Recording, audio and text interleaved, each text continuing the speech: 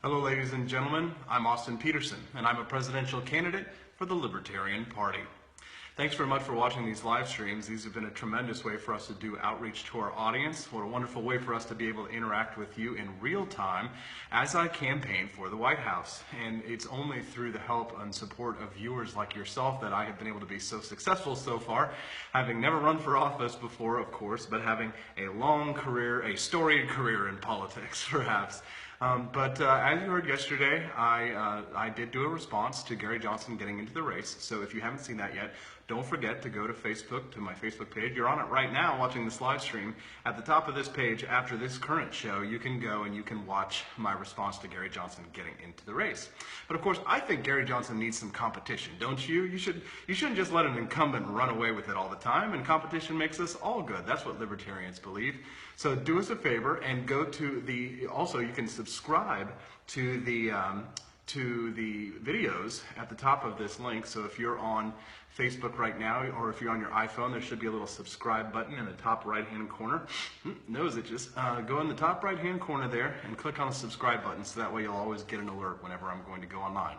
Now today, we're going to be talking about a story that is near and dear to my heart. As you know, I am a stalwart advocate of the Second Amendment, and just recently, of course, President Obama passed executive orders, and he pushed a lot of what he calls facts that I believe are fictions. So today we're going to be separating fact from fiction when it comes to President Obama's claims about guns. And I'm going to be reading to you from a story that was written by my friend, the lovely Laura Myers, and she's written this on the Libertarian Republic, which you can read. It's called Obama's Gun Control, Separating Fact from Fiction. And I'm going to go ahead and drop this into the live chat right now so that you can follow along with me and you can see the story.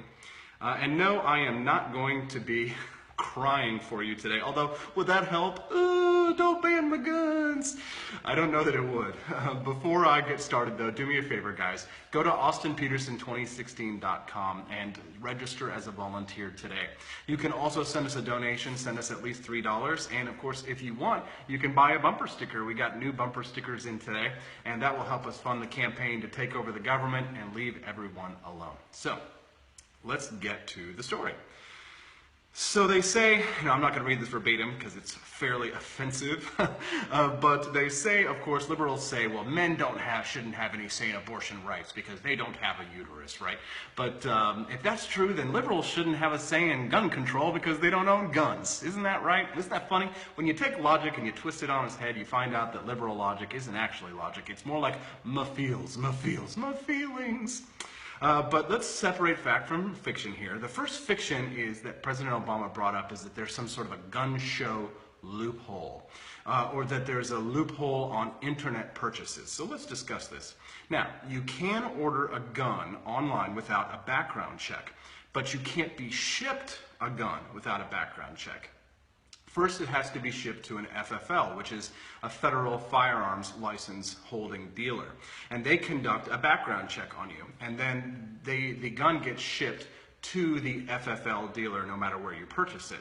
And even if you buy it on Facebook. So yeah, and also if you go to a firearms show, which is where I purchased my Russian rifle, my Mosin Nagant, you get a background check done on you there. So there is no gun show loophole. What they're talking about when they're talking about gun shows are individuals who sell a gun one to another. So if, for example, you wanted to purchase my AR-15 that I built by myself, then you could purchase that from me directly, and I wouldn't need to do a background check on you. And that's not a gun show loophole, that's the law. You're allowed to buy and sell guns privately between two individuals. And yes, there is this thing called the deep web or the dark web or Tor, and you can buy all kinds of illegal things there. So the idea that a law would apply in a place that's outside the law, it invalidates itself, really, right? Moving on, the next fiction. Increasing the time of availability to the National Instant Criminal Background Check System, which is NICS for short, to 24 hours a day, 7 days a week, with the addition of 230 FBI employees will reduce violent crime. That's the fiction. right? And the fiction is that if they made it so that 24 hours a day, there would always be, they'll spend money on 230 new FBI agents, and that this is going to reduce violent crime. Well, listen to this. The NICS system is already accessible for 17 hours a day, 7 days a week, including holidays, except for Christmas. And there's a toll-free telephone number that you can use, and you can also do the background checks electronically on the internet. So if you think that adding 7 more hours a day is going to help, I think that there's a bridge that I could sell you in Brooklyn if you're interested. But the reality is that the NICS system could be open for 2 hours a day, and no one could be denied or granted the transaction of a gun purchase without the proper go-ahead. So 230 more FBI employees is not going to solve our problems here. The next fiction: more guns, legal or illegal, increase crime. Do more spoons make people more fat? Of course, in the past 20 years, 22 states have loosened concealed carry laws by becoming shall-issue states. 6 states have stopped requiring permits for concealed carry altogether. The national, quote, assault weapon ban of 1994 expired, and the number of firearms in circulation has doubled. There are more guns in the United States than there are people. And guess what? This is the truth now, and this is very important when you talk about your liberal friends. When you talk about this to your liberal friends, the violent crime rate has decreased by 50%. And if you're reading along with this, you can see Laura has put a nice little snarky joke. Put that in your pipe and smoke it, liberals, because I know you will. Moving on, fact and fiction. This is a fiction.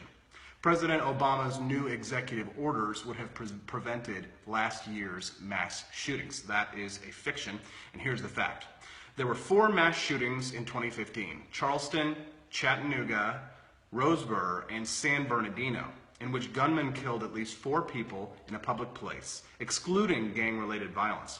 And you have to note that you could easily argue, of course, that San Bernardino was an act of terrorism and not some sort of a domestic mass shooting such as we've seen in like Sandy Hook or other places. But that would then really leave us 3 mass shootings in the United States. Now, the 200 to 300 plus mass shooting statistics that you see on the internet, thanks to a source titled Mass Shooting Tracker, defines a mass shooting as any incident anywhere in which at least 4 people are shot, but not necessarily killed. An article by the LA Times is sure to point out that under this definition, Connecticut's Sandy Hook Elementary School massacre, in which 26 students and staff members were killed, would hypothetically count the same as a shooting in which 4 people are shot and wounded in a personal dispute at a house party, even if the injured victims were not the intended targets. Now, here's the second part of this, debunking President Obama's gun control myths. All 4 of the mass shootings that occurred last year were purchased legally. All of the guns that were purchased legally through a licensed dealer. Syed Rizwan Farouk and Tashfid Malik, the husband and wife pair from San Bernardino that committed the largest act of terrorism against the United States since 9/11, did not buy the guns legally, but obtained them from their neighbor who bought them legally from a gun store in California.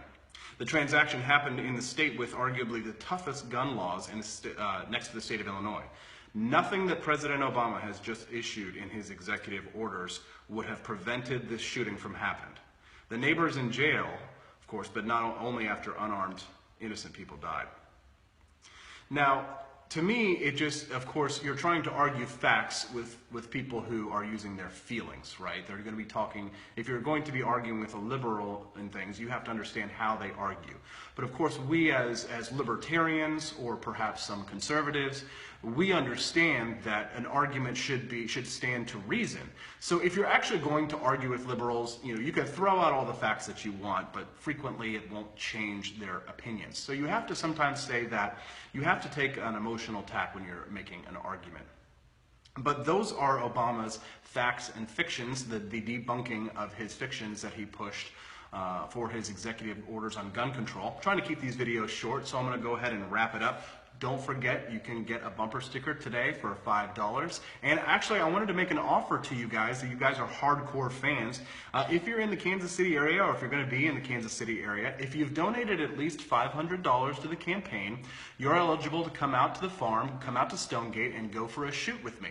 So if you guys want to come out and want to shoot guns, you can shoot my Mosin or you can shoot my AR-15, and we can talk about freedom, liberty, economic freedom, and personal liberty. And as you know, I am your liberty champion, Austin Petersen. Don't forget, austinpetersen2016.com. Send us at least $3 today, or you can register as a volunteer and help us to take over the government and leave everyone alone.